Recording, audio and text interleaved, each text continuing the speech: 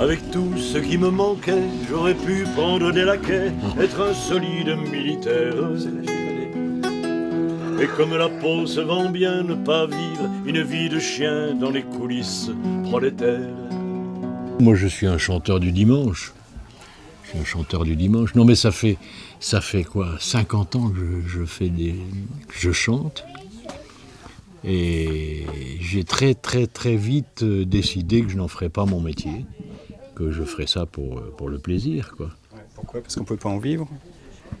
Ah, je sais pas, il y a des gens qui en vivent, il y a beaucoup qui en vivent très bien, mais non, j'ai eu l'occasion de faire une petite montée à Paris, comme on dit, de rencontrer le milieu du show business, et je me suis très vite rendu compte que c'était pas fait pour moi, quoi. J'avais pas envie de pénétrer dans ce milieu-là, quoi, et de faire les concessions qu'il fallait faire pour éventuellement y pénétrer, y rentrer.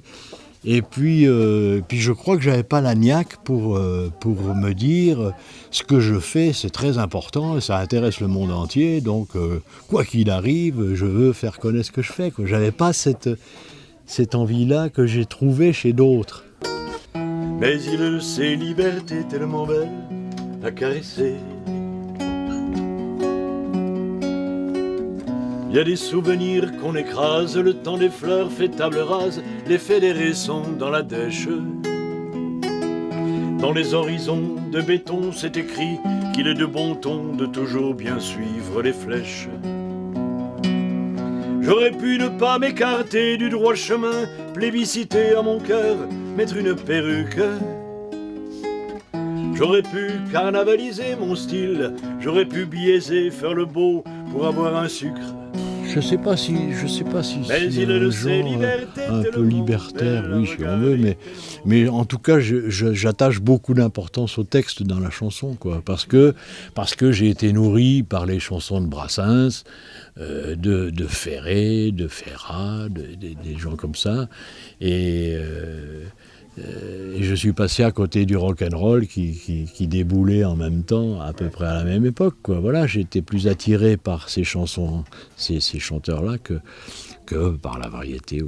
Voilà. Et donc, pour moi, le texte dans la chanson a une très grande importance, quoi. Voilà. Et le contenu, ce que dit la chanson, quoi. Alors, dire que je suis un chanteur engagé, j'en sais rien, j'aime pas trop. Une porte s'ouvrait sur le soir, à la lampe, on le voyait là-haut, qui râlait sur la rampe, sous un golfe de jour, pendant du toit, vaincu stupide, il était entêté à se renfermer dans la fraîcheur des latrines. Il pensait là, tranquille, délivrant ses narines. Ça marche bien, en fait, votre collaboration, là, alors, à tous les deux, là, parce que vous avez sorti un CD. Oui. Oui, j'ai mis du temps avant de me décider à enregistrer les textes de Roland. Et alors, c'est rigolo parce que j'ai eu l'occasion, on avait joué à Pézenas, mais pas mes chansons, on avait joué avec le groupe Concurrence déloyale, donc qui chante Brassens, et à l'invitation d'une association qui s'appelle Eddie Bobby Lapointe, puisque Bobby Lapointe était de Pézenas. Et j'ai rencontré la fille de Bobby Lapointe, Tisha, avec qui on a sympathisé. Et puis un jour, elle m'a invité dans un petit cabanon qu'elle a hérité de son père au bord sur la plage, une petite cabane sans eau ni électricité, où elle passait ses vacances avec son père. Et elle m'a dit, j'aimerais bien que tu me chantes tes chansons à toi, les chansons que tu as faites.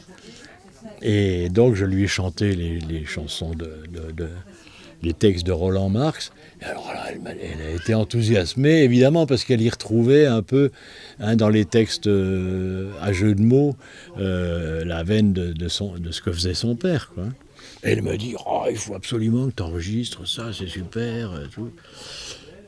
Et du coup, je ne sais pas pourquoi, je me suis dit, bah oui, si quelqu'un que je ne connaissais pas, qui découvre ces chansons me dit ça, peut-être que ça vaut la peine de les enregistrer. Et c'est un peu ce qui a déclenché l'envie d'en faire un album, quoi, entièrement consacré à Marx. Et puis Delon chante Marx, c'est quand même accrocheur comme titre. Hein. C'est pas Alain ni Karl, mais bon, voilà. Et si l'ayant surpris à des pitiés immondes, sa mère s'effrayait des tendresses profondes de l'enfant, se jeter sur cet étonnement, c'était bon. Il avait le bleu regard qui ment. À 7 ans, il faisait des romans sur la vie du grand désert, où lui la liberté ravit. Forêt, soleil, rive, savane, il cédait de journaux illustrés au rouge, il regardait des Espagnols rire et des Italiennes